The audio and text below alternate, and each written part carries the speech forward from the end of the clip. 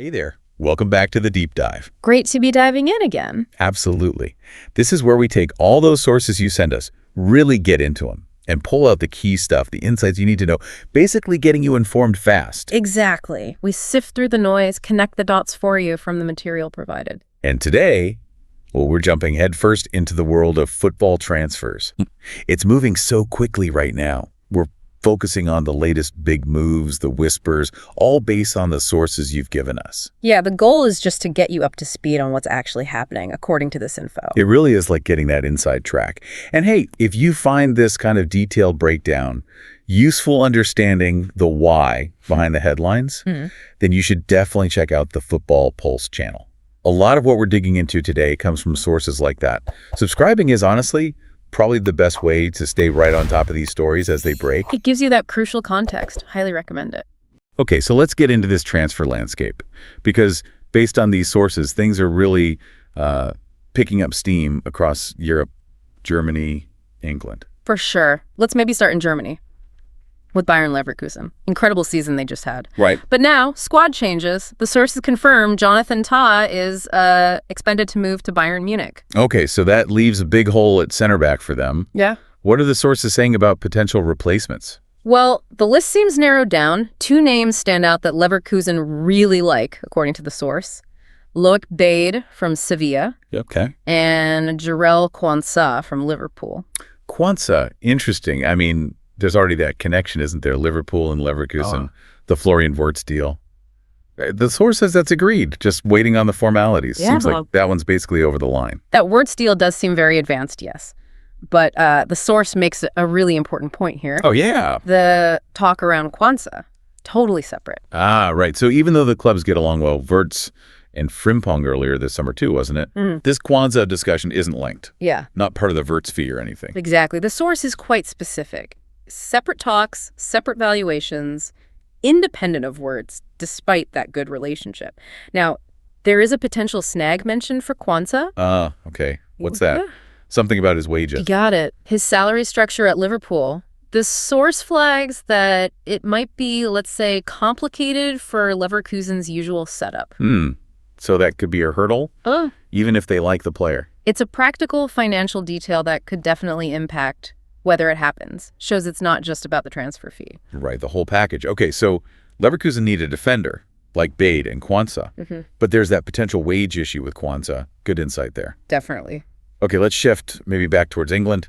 The source also mentions a young player we've heard about for a while now, Hato at Ajax. Ah, yes, Hato. Been linked around for months, hasn't he? The source confirms, yeah, Chelsea and Arsenal are still interested. Still in the mix. Oh. What's the latest from the source on, like, how active they are? Well, for Chelsea, the source notes their calls about Hato came sort of after a deal for Dianlopi fell through for them. I see. So maybe Hato moved back up their list then. Seems plausible, yeah. Oh, yeah. Suggests a renewed focus. And Arsenal. What about them? The source uses this phrase. They've restarted the calling recently. You restarted. Sounds like maybe they checked before, paused, and now they're properly back on the phone. That's the feeling, yeah. Like a fresh round of inquiries, checking his situation, availability, what Ajax might want. Both clubs clearly still looking at defensive options. So calls are being made. Chelsea, Arsenal, both active. But the source isn't saying it's close, right? Not advanced talks or anything yet? Correct. Interest is there, calls are happening, but it doesn't sound like it's moved to the final stages based on this information. One to keep an eye on, definitely. Okay, got it. Let's switch over to Manchester City now.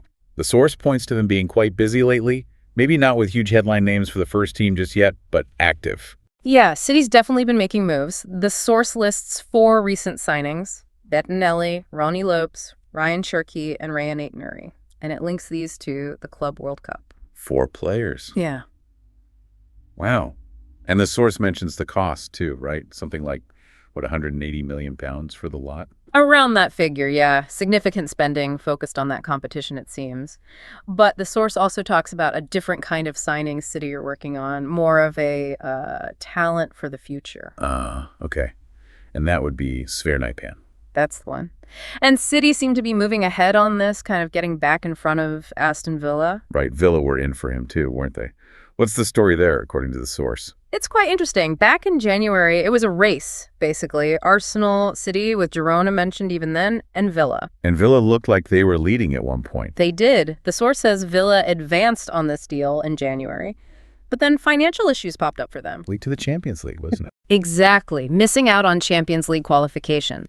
The source directly links that disappointment to financial complications that stalled the Naipan deal. Wow. So results on the pitch directly impacting their ability to close a transfer they were already working on. That's the key takeaway. It shows how tightly linked finances and recruitment are. And that stall, well, it opened the door for City. The source says they're advancing again on this one now.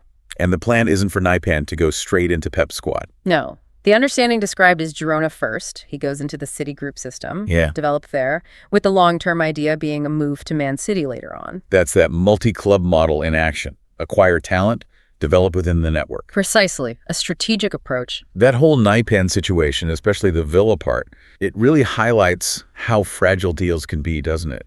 A club's financial situation changes, maybe because they missed out on Europe, and boom, a transfer they were close to stalls. Absolutely. It underlines that strategic planning, navigating finances, using club networks, it's all part of modern recruitment.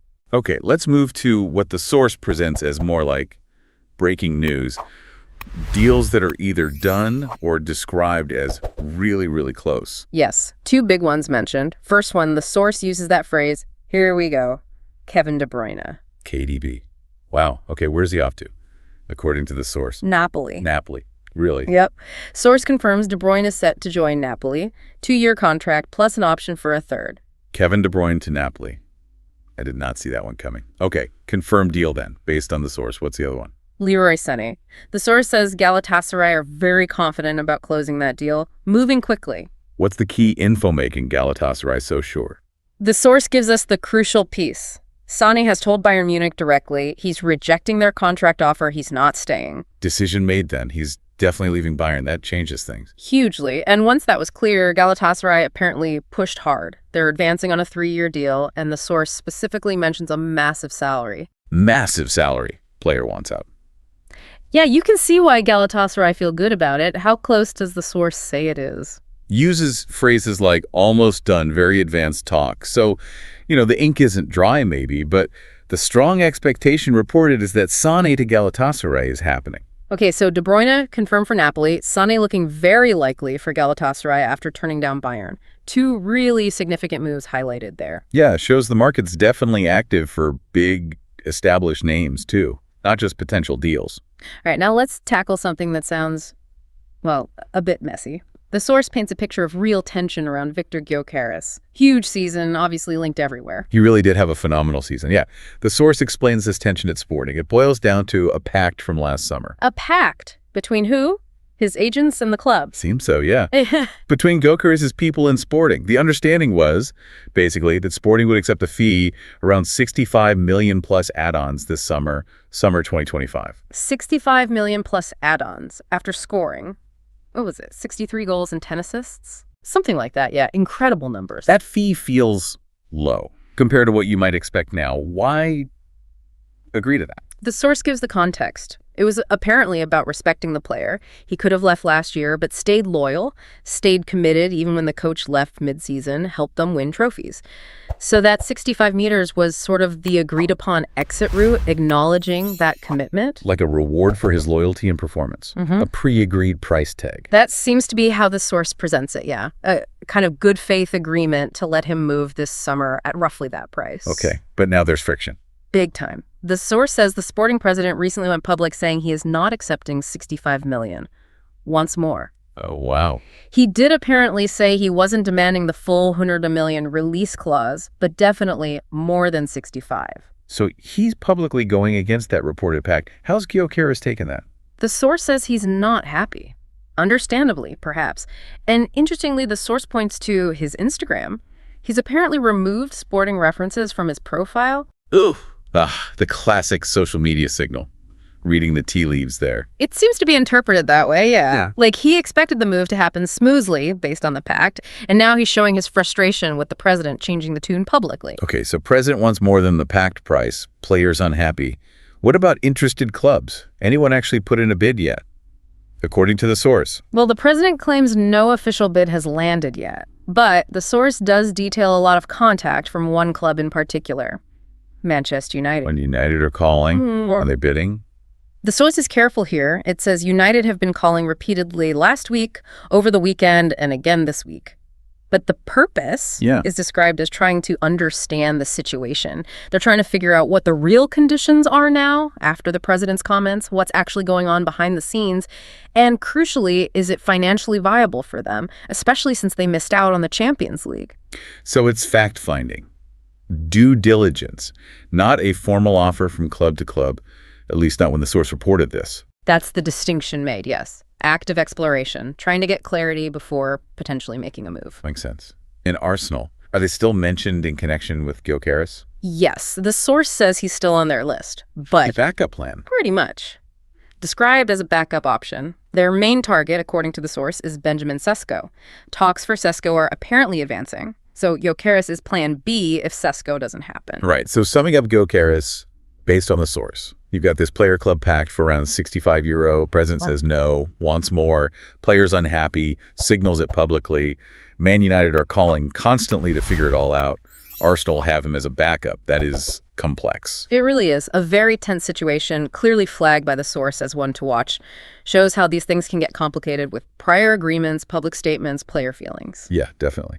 So looking across everything, we've dived into Leverkusen's defender search, Hato situation, City's various moves, including Naipan, the done deal for De Bruyne, Sané nearly there, and this whole Gyokeres saga.